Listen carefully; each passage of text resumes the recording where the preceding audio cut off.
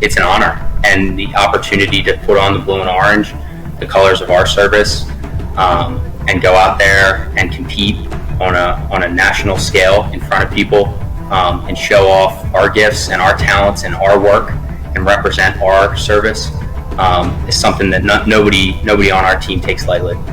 If this game were not to happen, it would really be devastating for us in general. We've been practicing nonstop for the past 3 months, and we've been really grinding. And I know this is really big for the seniors because this is their last game, and it would just be devastating for us if this game was not able to be played.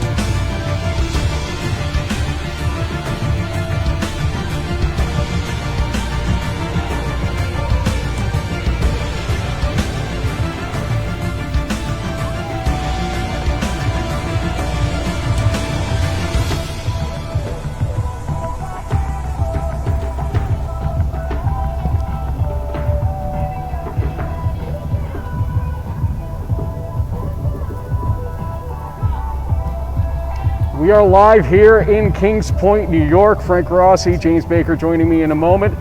Let's get this one started, folks. It is the Secretaries Cup game coming to you live right now.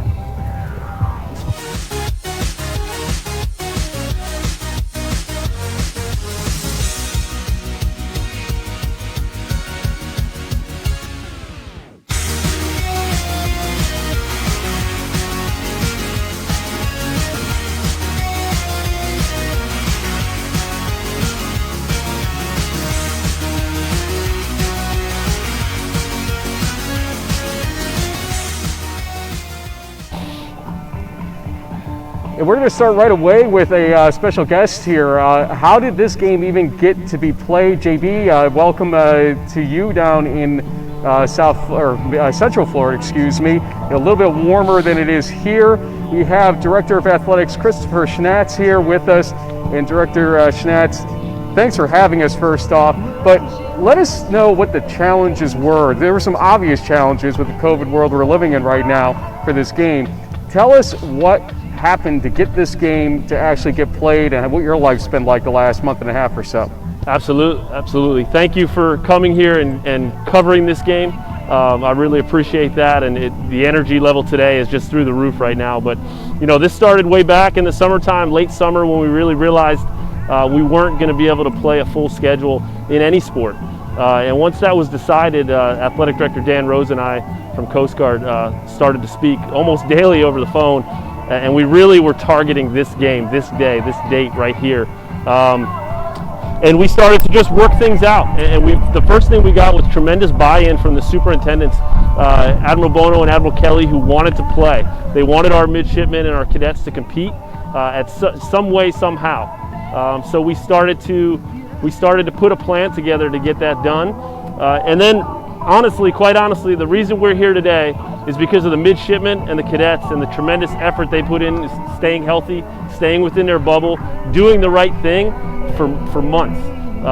And we planned this out about 6-7 weeks ago that we thought we would be able to get this done. And I'm just so excited that we're here right now. Okay, you're not going to be able to see them. We'll see what happens here, but we'll see if JB can ask you a question live here. JB, pipe on in here. I guess for the game itself, Director, what are some of the parameters around? I mean, obviously, with the COVID era, attendance, testing, all of those things. What's it going to be? What's going to be like from a game day experience for these student athletes? Yeah, so between both schools, we tested over 250 people for today's game. We have a couple tiers. We have the all access, the pass you see around my neck. They have all access on field. That's our athletes, coaches, and certain personnel. We have some VIPs that have all been tested within the last 3-4 days. They'll have a certain section of the bleachers. And then we have our media and our student section. And those are the only people that'll be allowed in the game today. So it's going to be a little bit different than a normal game day experience.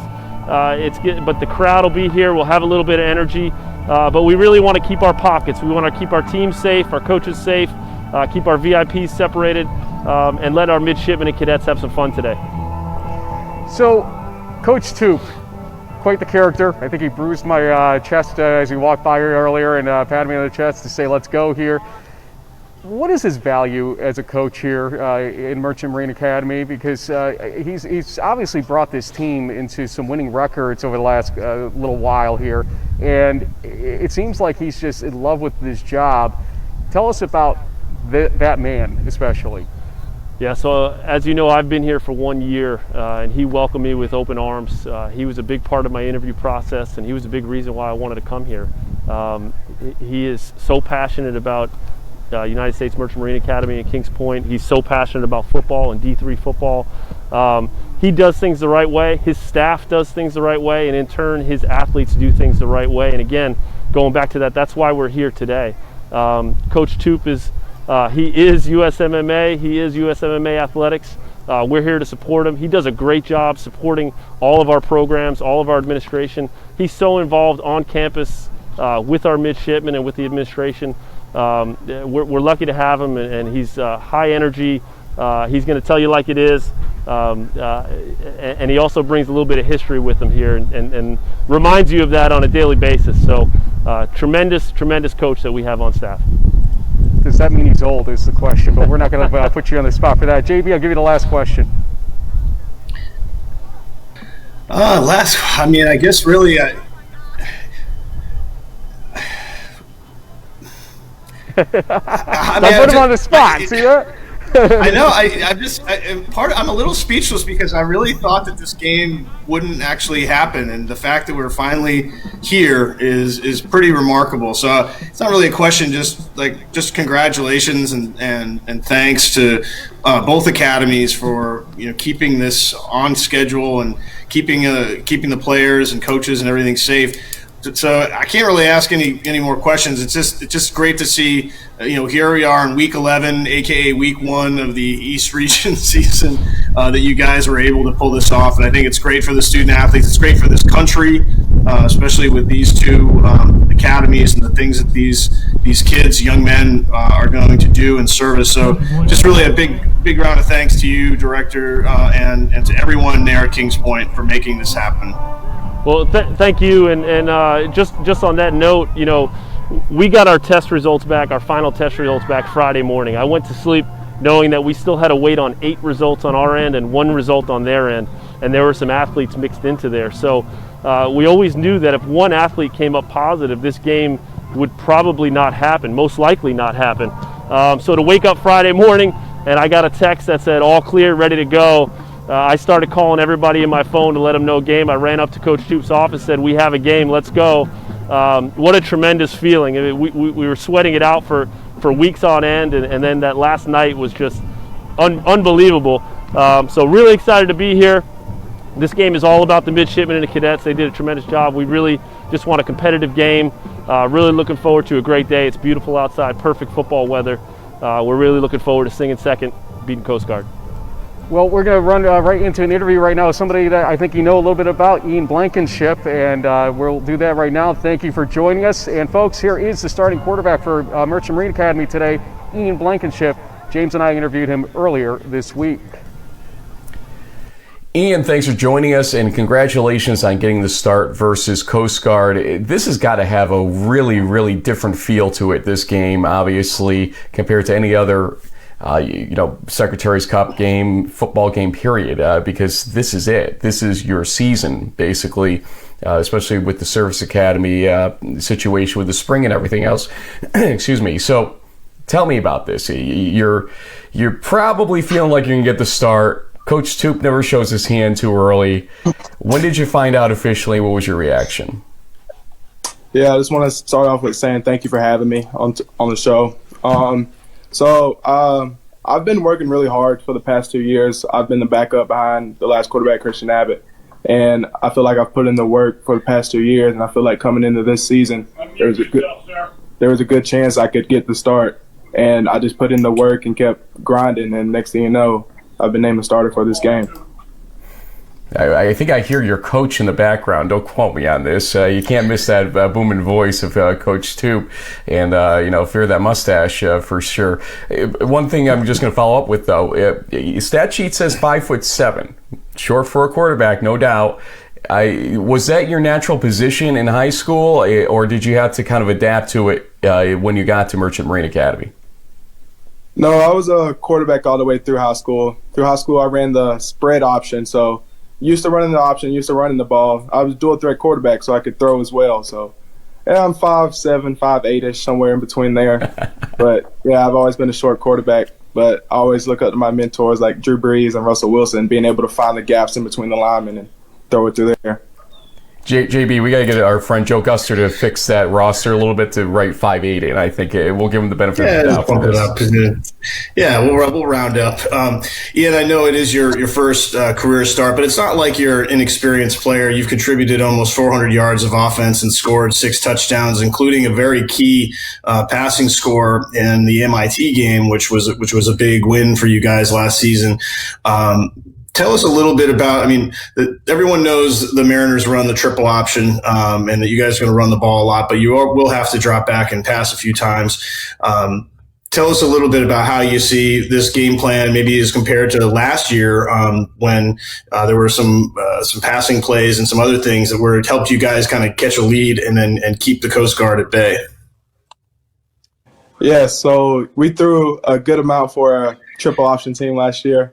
And I feel like that's just a dynamic part of our game plan. It's about keeping the defense honest. If they're going to put 8 men in the box, we're just going to throw it over their head. And I think we have a lot of good playmakers at slot and at receivers that they'll be able to catch the ball and score touchdowns for us if we throw it to them.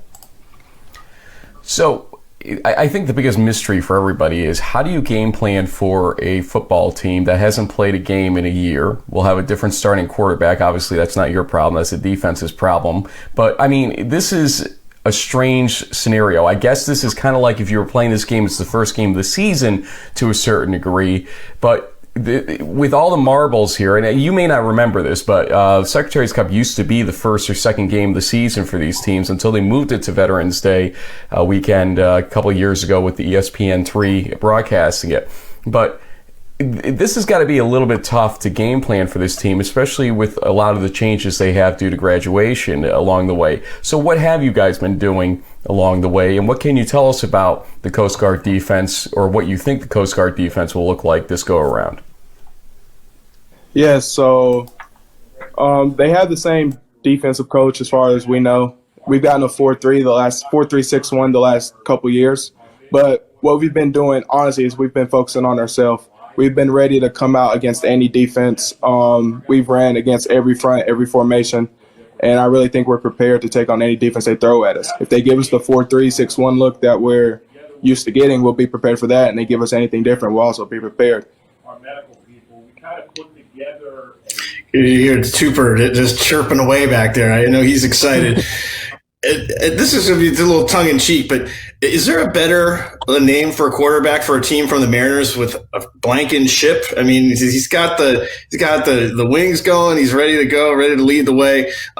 Ian, tell us a little bit about what brought you up to Kings Point. You're from the southeast, not too far from where I'm located, in kind of the southeastern corner of Georgia, not too far from South Carolina, not too far from like Tallahassee or Jacksonville.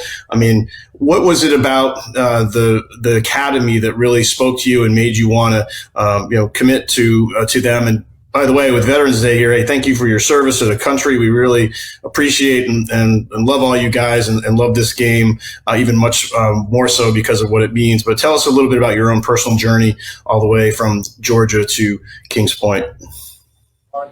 Yeah, so like you said, I'm from down south, southeast Georgia. I'm from a very small school, single A down there, a graduation class of maybe 110 kids at the most.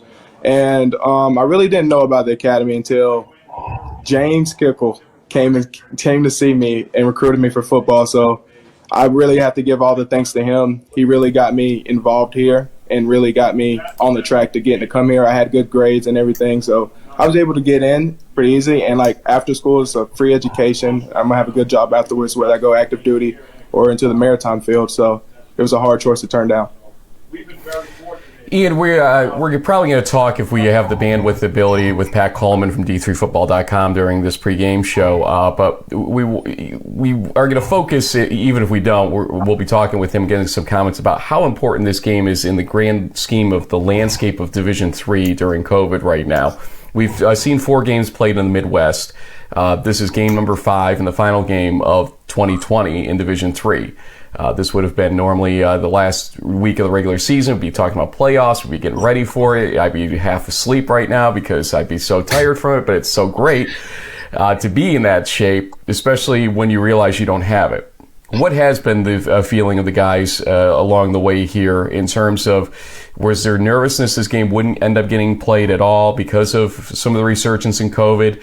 Just kind of walk us through what the last, let's say, 3 to 4 months around football have been. I mean, have you guys been practicing all along as well? And, you know, what would have happened? What would be the emotion if this game, for some reason, doesn't play or didn't play here? Yeah, so the Merchant Marine Academy is very unique in the aspect that we're not allowed to leave right now. We don't have any type of liberty. So it kind of be hard for the midshipmen on campus to contract the virus.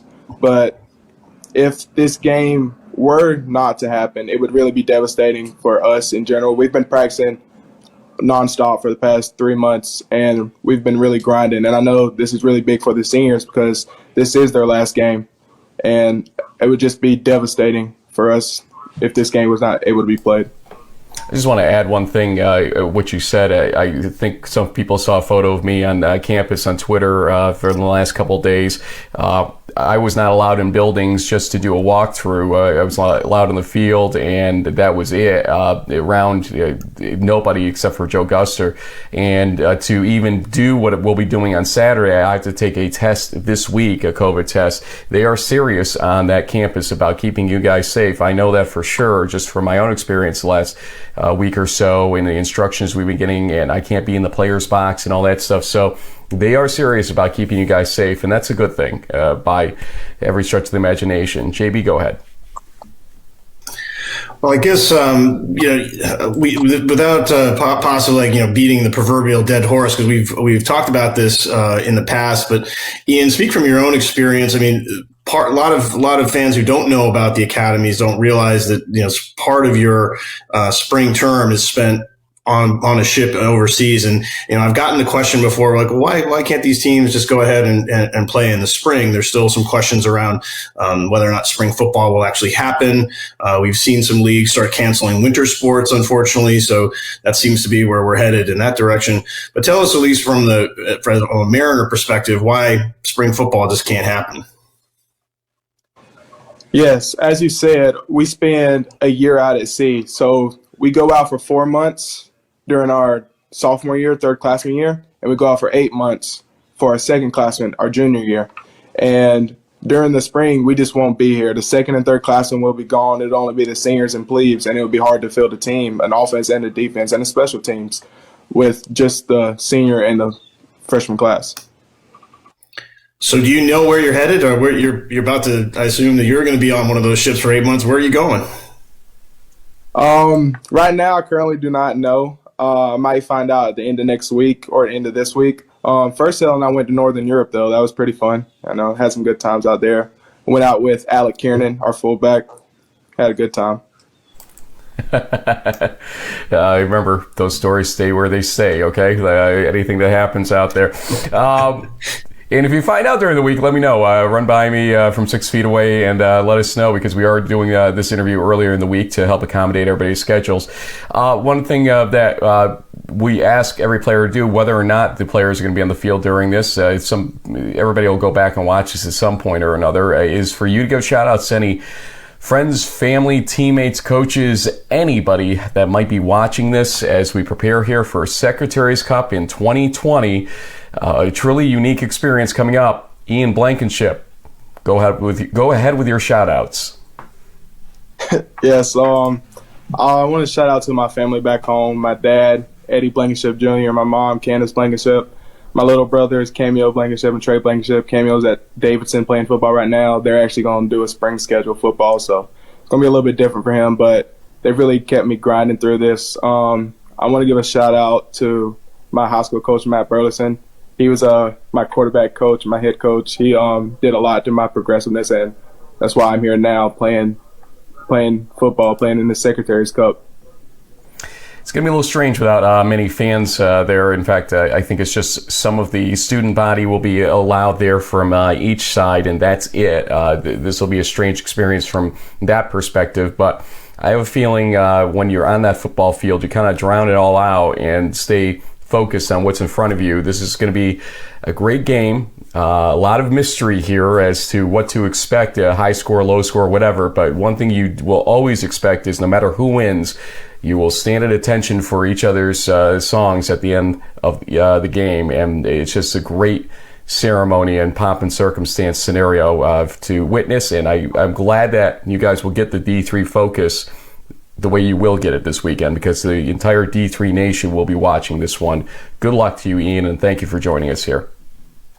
Thank you.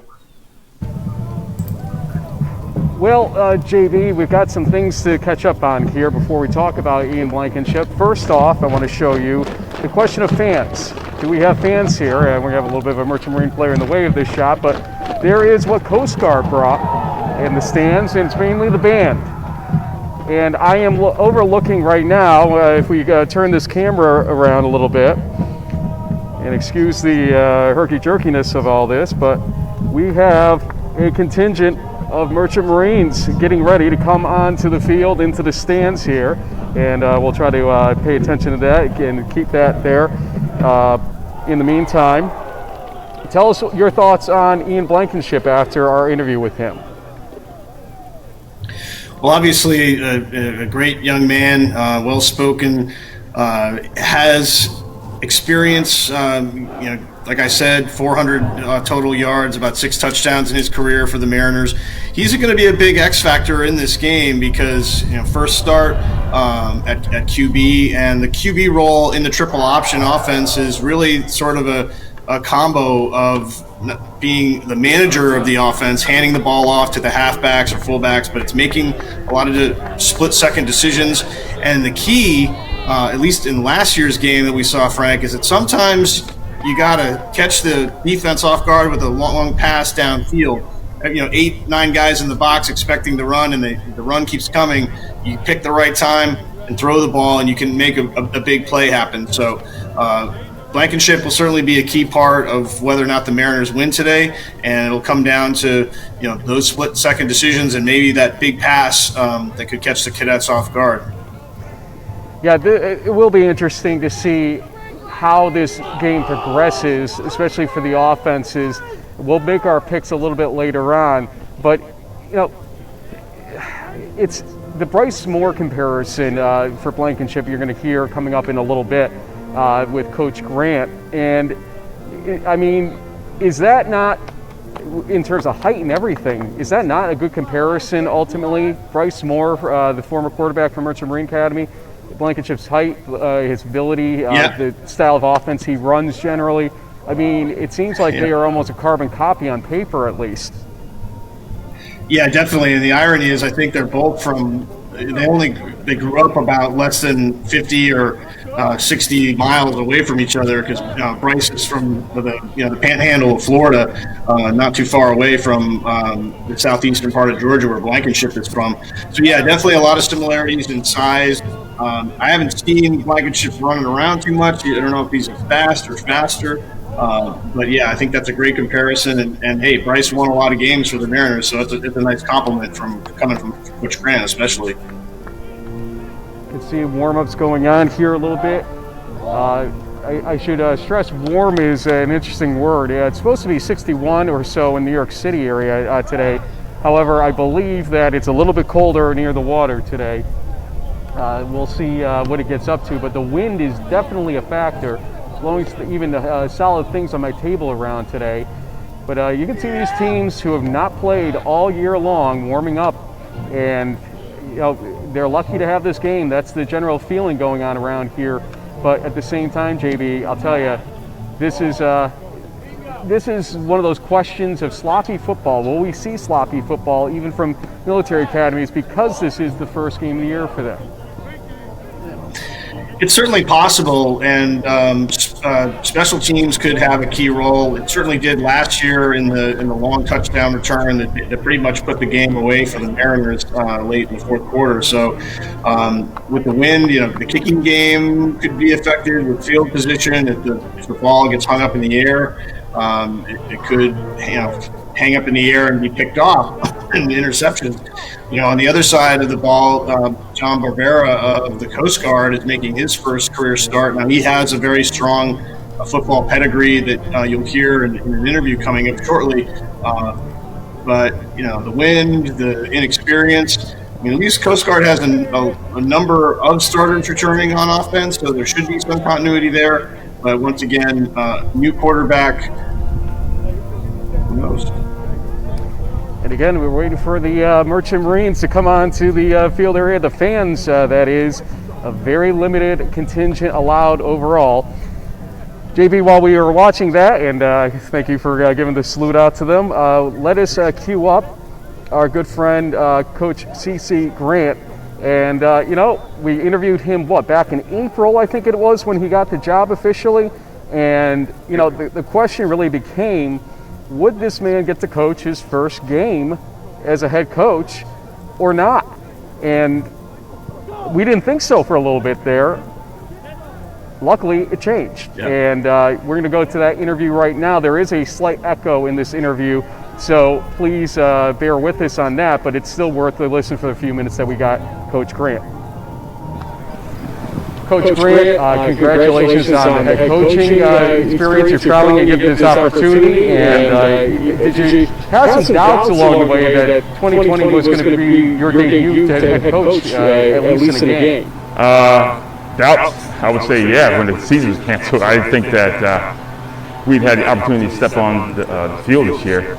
And even while we were prepping for this, with the whole COVID thing going, I still wasn't sure, up to a certain time, but I certainly feel lucky enough to, especially for my seniors, to get this one opportunity. Coach, butterflies at all? There are some, but I think that it's not like I have a new staff. I've been coaching with these guys for a long time. I feel very comfortable in the way we prep for this thing, and so there may be right before kickoff, but after that, it becomes another football game. So tell me about Merchant Marine Academy, because obviously it's tough to really scout this situation. In the old days, as you remember, this was the first or second game of the season, so maybe there's some throwback to that, but you guys, the last game was versus each other for these teams, and a lot of things have changed in the meantime. Tell us about their team. Well, from a personal standpoint, you can only know what you get from the 2D. The one nice thing is that you do play every year, and our thinking is they probably haven't changed too much. They have a new quarterback. They've graduated some guys. They still have a few guys back. So I think we're going to kind of be learning as we go, and we're going to probably have to adjust on the fly like we do in the first game of the season, when you're not sure what, although you may have played a team before, you're not exactly sure exactly what you're going to see. So the ability to make adjustments, to tweak things here or there is definitely going to be important. Obviously, they got a quarterback, and he kind of reminds us of the kid they had a couple years ago, who was a very dynamic, strong runner. So we've kind of prepared for a lot of different things, hoping that in the overall scheme of things that we'll be ready to go.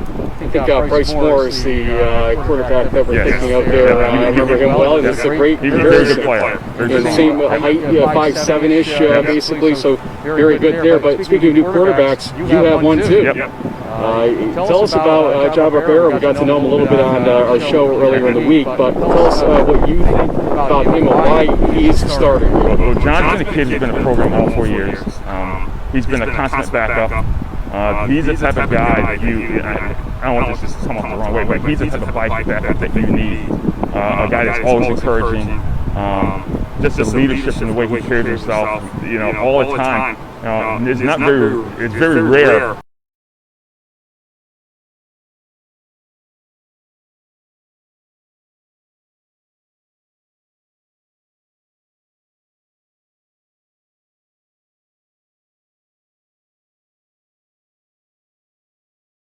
Apologies there for the abrupt ending of that, but JB, he had a lot of good things to say about John Barbera and just the leadership ability he possesses.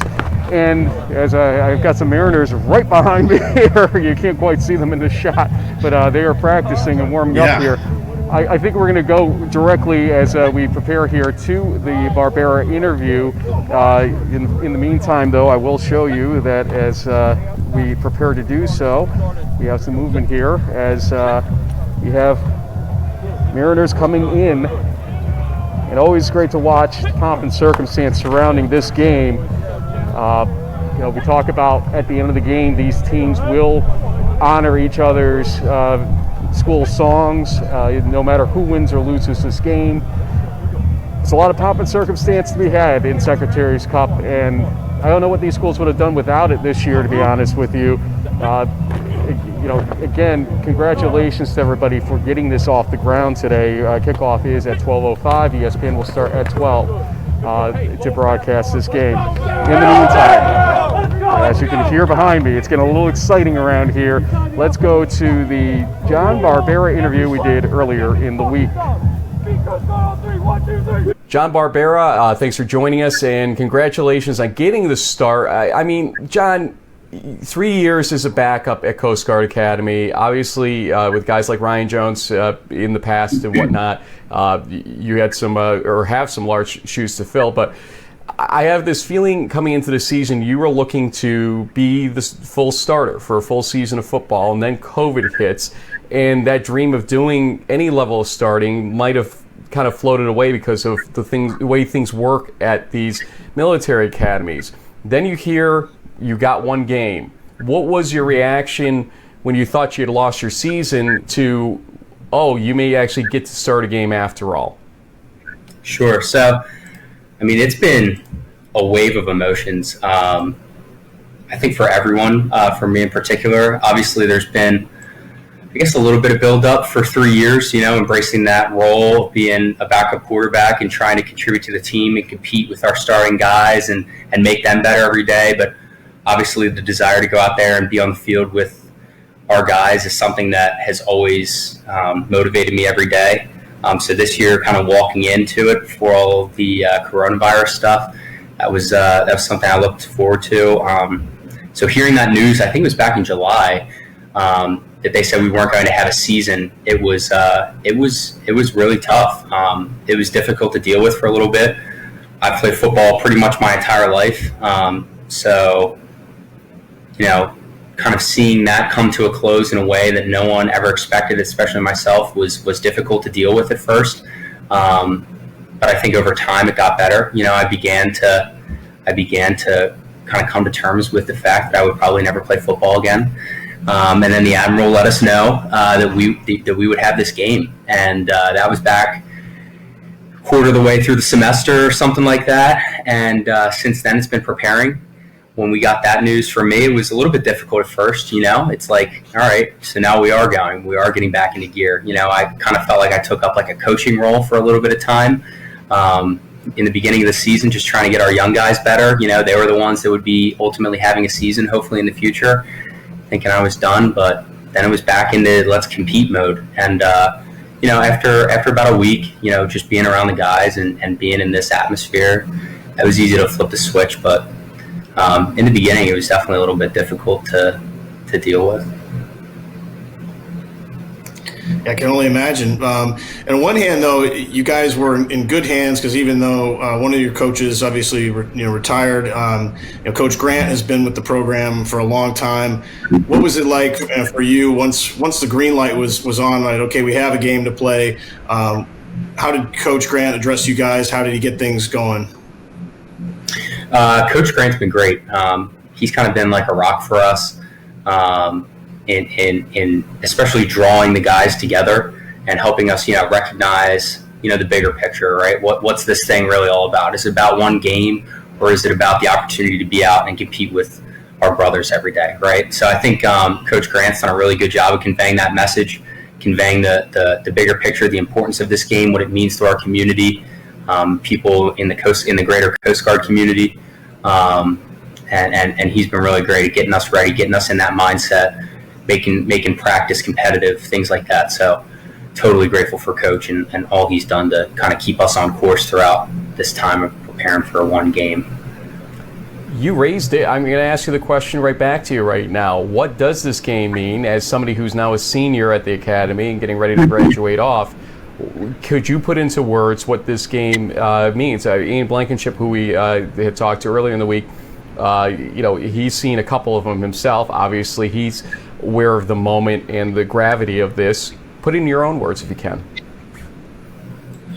Sure. So I think first and foremost, for me, the biggest thing is twofold. One, it's just the opportunity to be with our guys and compete, the opportunity to go out there with people I consider to be family and get better with every single day. They make me a better person. So the opportunity to go out there onto the field and play with them on a Saturday is something that I cherish. And then for the game itself, playing Kings Point, I think there's always a little bit of a different lens when you're looking at this game, right? People came to these schools to serve, and everybody on the field, is looking ahead, right? Is looking ahead at something that's bigger than any of us, that's bigger than any game, that's bigger than any rivalry. And ultimately, we're going to be on the same team someday. And I think keeping that in the back of the head, recognizing what this game means for the Coast Guard Academy community, for the Coast Guard community, it's an honor. And the opportunity to put on the blue and orange, the colors of our service, and go out there and compete on a national scale in front of people, and show off our gifts and our talents and our work and represent our service, is something that nobody on our team takes lightly, and just super grateful for that opportunity. And it's something that really has never gotten old for me. Well, two things. First off, we're recording this on Veterans Day, so we have to salute the service and thank you for all the hard work that you and the other Bears and cadets out there are doing for our country. Thank you so much for that, honestly. Second off, though, I want to pump this guy up a little bit, because you might hear these national pundits saying like, it's his first start as a senior. He doesn't really know what he's inexperienced, this, that, and the other thing. Not true. John went to one of the best high school football programs in the country, won some state championships. This is not like, it's awesome to get your one and only college start on national television, all this, but you played in some pretty big games in your life. How does that high school experience help you prepare for a big game like this on Saturday? Yeah, so like you mentioned, I spent my time at St. Joe's Prep in Philadelphia. Played football there all 4 years, and I embraced the role of backup quarterback at the Prep for most of my career.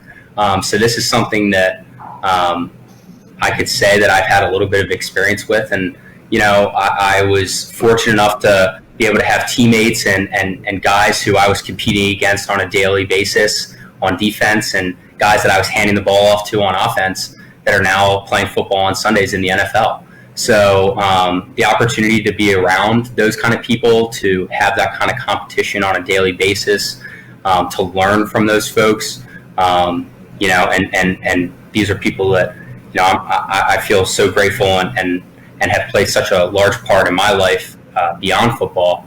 I feel ready. I feel prepared. I feel like I've been here before. So in that aspect, I'm not terribly concerned about Saturday. Okay, Coach Barbera, let's put the coach hat on here a little bit, talk about the X's and the O's, because there is a football game to be played here from what we're talking. This is tough because, again, this game is the first game for both teams since the last time the two teams played a year ago. Different starting quarterbacks, not your concern. Obviously, the defense worries about that more, but obviously some different looks probably in the defensive backfields as well because of graduation. How do you prep, or how did you prep for this game? And what do you expect to see, especially defensively, from Merchant Marine Academy? Yeah, so obviously film study is something that's so important, especially as you progress through levels of football, right? So in high school and now in the college football scene, film study is something that we take very seriously. And not having that component walking into this week's game, at least from this year, is a little bit challenging.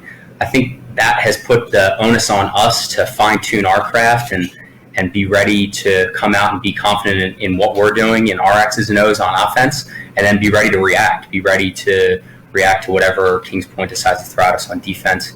Are we expecting terrible amounts of change in defense? I'm not sure. I think that there are things that Kings Point does really well that, of course, we're going to continue to expect.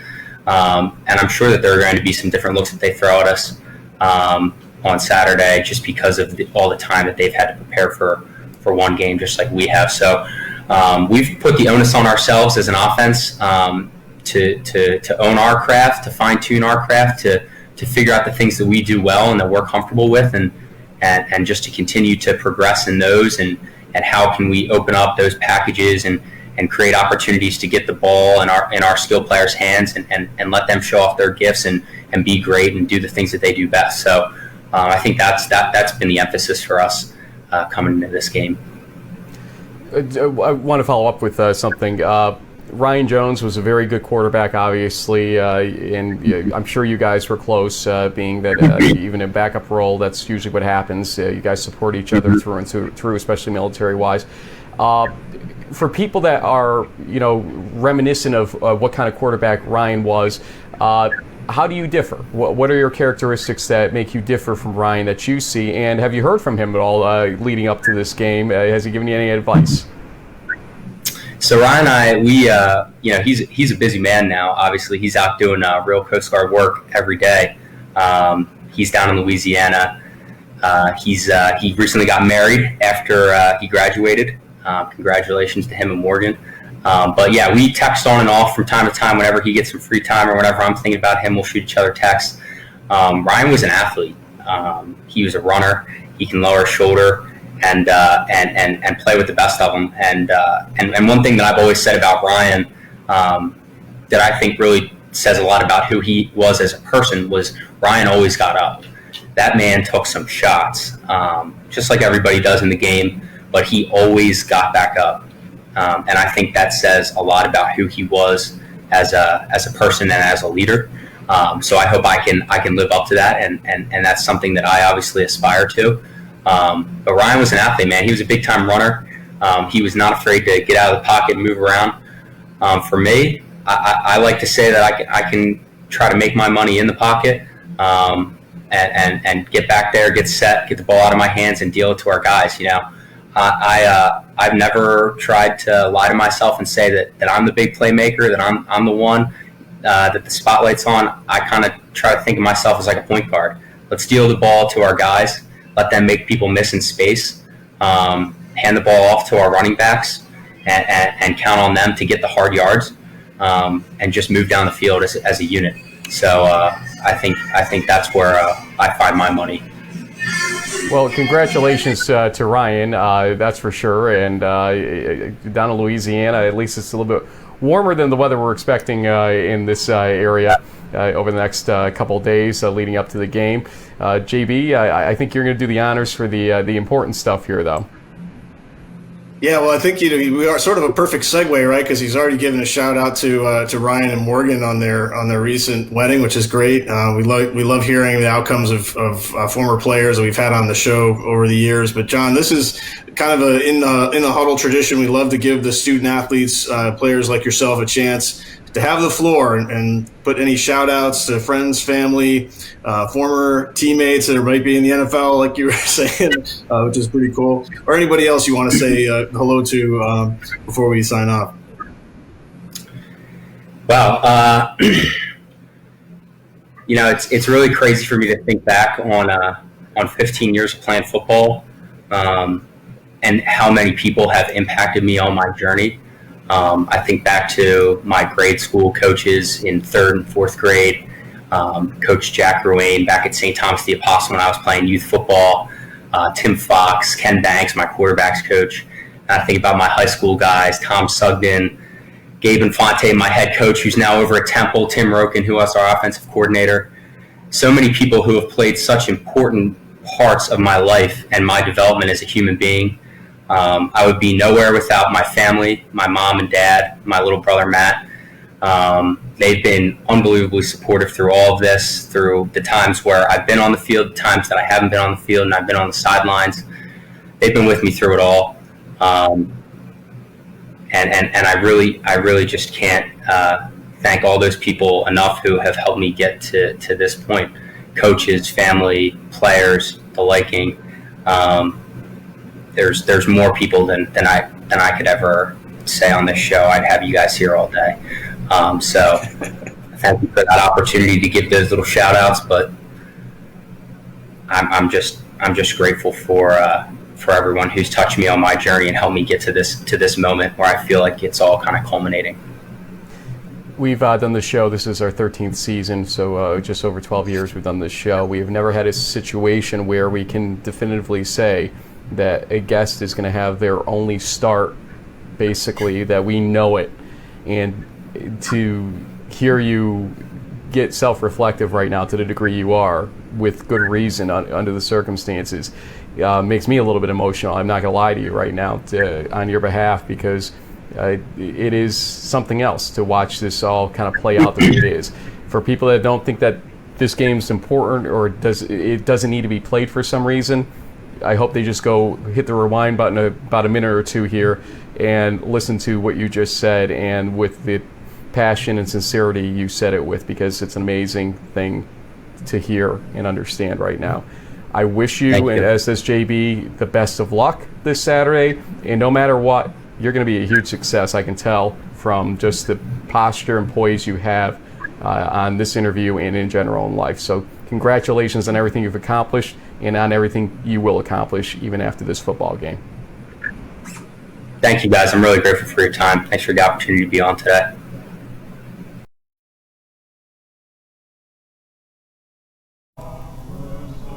Pause for the national anthem.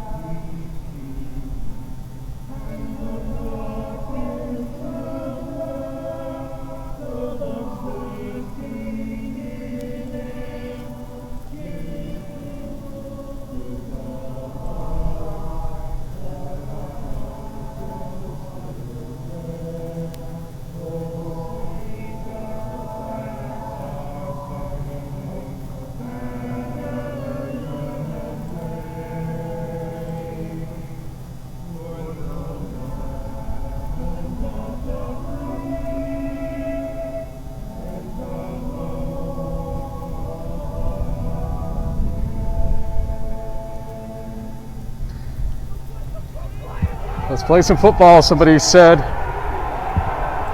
You're getting fired up. Indeed.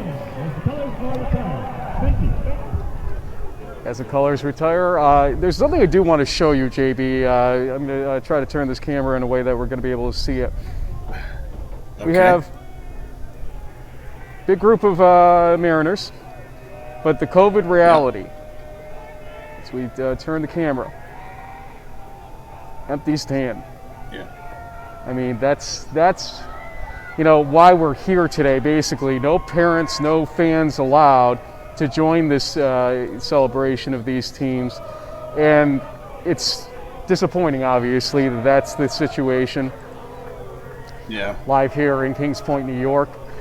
How emotional were you when you were listening to John Barbera, especially when we replayed it on Twitter during the week and everything else? How emotional were you hearing his self-reflection and, everything else that went with it the other day? Yeah, I mean, and good for him. He was able to play for as long as he has. I mean, 15 years is a long run for a football player. But there is something that is that is sort of sad about when it's your last game. Sometimes you have control over that. Sometimes you don't. I can speak from personal experience that I cried in my last high school game, and same thing after college too. So it is an emotional thing when you think back of all the hours and years of work and time and commitment that you put in, and then all of a sudden that's it, and it's over. So I hope all these seniors, and there's a pretty large number of them that are going to be playing in this game.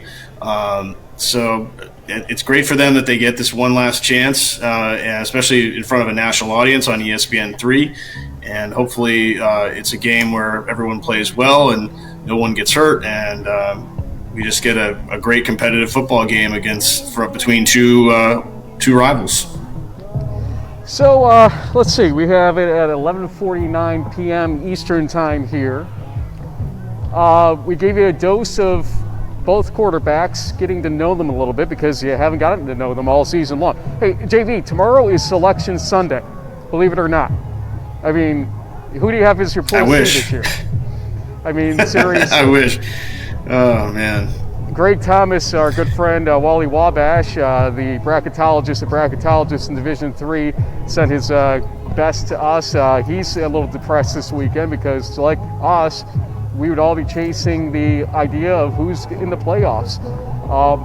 Spring football may happen, but not for these teams.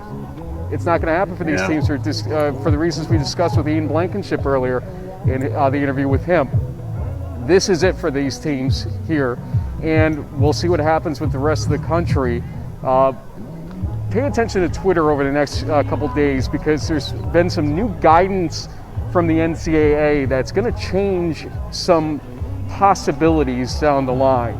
It takes a lot of thorough reading, which often it does with the NCAA documents, folks, but it's going to take a lot of thorough reading for us to fully grasp the changes. But let me just say that the more we learn, the more things change, and that's true too for the NCAA and their guidance along the way. So stay tuned on Twitter for that. So, my friend, first off, before we go into predictions here, you said to Director Schnatz earlier on, you didn't think this game would play. Did you think it was going to play even yesterday? Did you have any doubts about this one? The thought certainly crossed my mind. I tend to be more of a glass half full type of guy, so I was hoping. I didn't really, honestly, even occur to me that the cancellation at the last minute could happen. To be honest, especially with testing and all the preparation. But I guess I didn't realize how realistic it was. The scenario that is. The game could have been just canceled, given one test, and we've seen a lot of faulty, testing data and so on over the last few months. So I'm just thankful that this batch is hopefully accurate and correct, and that all these midshipmen and others can still enjoy the game and do it in a safe way and environment. So I'm just happy that we're here. It is definitely a great thing to see. I got my COVID test on Tuesday, and in New York, results are very much delayed when you're not getting rapid testing, which is only really available to people that can get a prescription to get a rapid test, and you have to be showing symptoms.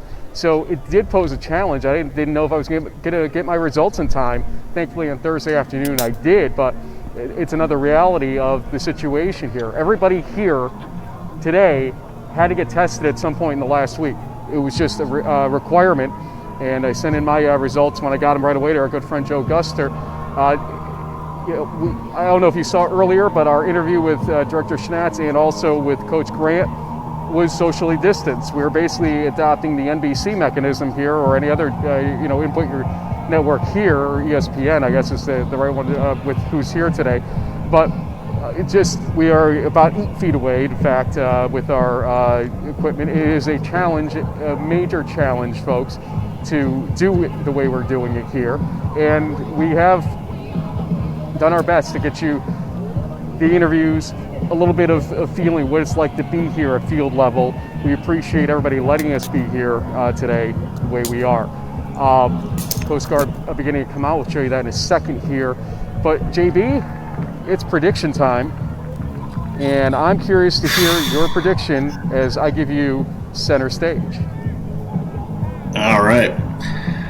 Well, the number one thing I realized, Frank, that you're going to have to pick the Mariners because Coach Troop won't let you out of there alive if you don't. So I'll be the devil's advocate. I mean, I've got a few things going for me. I'm from Connecticut, which is the home of the United States Coast Guard Academy. They have 16 starters returning. I think most of them are seniors, at least upperclassmen, so they're bringing a lot of experience to the table. And then there's always the Frank Rossi jinx. The last time you were at Kings Point for this game, the Bears held up the cup. So I'm playing, even though the statistical odds are in your favor, Frank, the Mariners have won 68.75% of the game. So 33 out of 48 times the Mariners have won this matchup. So the odds are in your favor. So I'm going to go with the underdog for my home state of Connecticut, the Coast Guard Bears. I'm a big John Barbera fan, and I'm so far away that I can stay out of Tubes Crosshair. So that's my pick.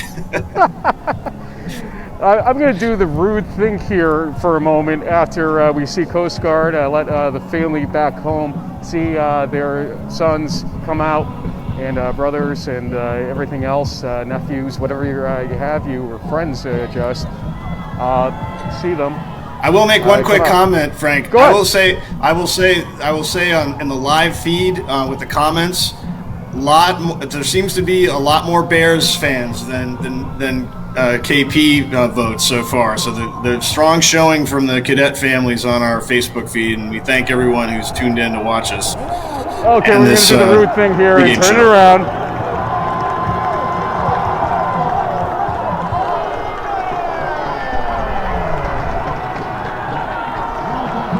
The Merchant Marine has joined us.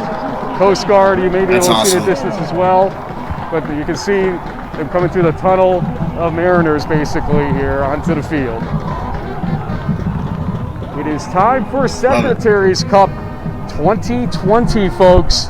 I am picking the team you just saw come through here, the Merchant Marine Mariners. I just think home field advantage, unlike 2 years ago, is something that's going to matter here when you really don't have anything to go on for the rest of the season or what we've gone through this entire season. This has been a tussle. This has been a horrible experience, to put it lightly. You have seen our 15 shows I think we did between COVID and now, essentially. And it's been a miserable experience, except for getting to talk to you folks at the end of the day and have that level of normalcy. For these teams, they're winners all together. It doesn't matter who wins on the scoreboard to me, ultimately, but I think home field advantage matters. We're not going to see 56-41 here like last year. Okay, there's going to be too many mistakes made by these teams. It's just the nature of not playing football all season. And sure, they've been practicing, but games are different than practices through and through. Merchant Marine wins this game in a close one, 21-17 over Coast Guard today. Wouldn't it be sweet to see Blankenship be the last scorer of the game, or Barbera for that matter, ultimately, if he can get his team to win. And I was thinking go ahead. I was thinking something like a 28-24 kind of game. I think there will be some of these errors that you mentioned will probably result in scores. I imagine each defense might account for a touchdown or a special teams touchdown. But it's going to be a lower scoring game just due to the fact that it's kind of week one in a way, and both of these teams are playing for the first time. And so I think lower scoring, close game though. I don't see almost 100 points like we got last year. We are somewhat required to get off the air in about 3 minutes here, as ESPN 3 will take over and broadcast the Secretaries Cup game. I'll be in the sideline. I'm not allowed in the players box area, but they are allowing us at least in certain areas that we can take shots. So we will be putting up video from the sideline or sidelines and putting up on Twitter as we have in the past. I mean, this is like the one opportunity we have to do things normally here for one day this year, and we're excited to do it here. And after the game, come back to our channels here on Twitter and on Facebook, because we will have interviews with the winning team, players, coach, etc., and talk about how we got to our winner ultimately here. JB, last thought? No, I'm grateful that we have an opportunity to see these two great academies play this game for the Secretaries Cup. Thank you for all the heavy lifting that you've done to just get there and to provide this to the fans. And just looking forward to a great game. My pleasure. I'm looking forward to about 3 hours from now, or 3.5, because we are going to have commercials during this game with ESPN. But it's going to be an experience, I think, here.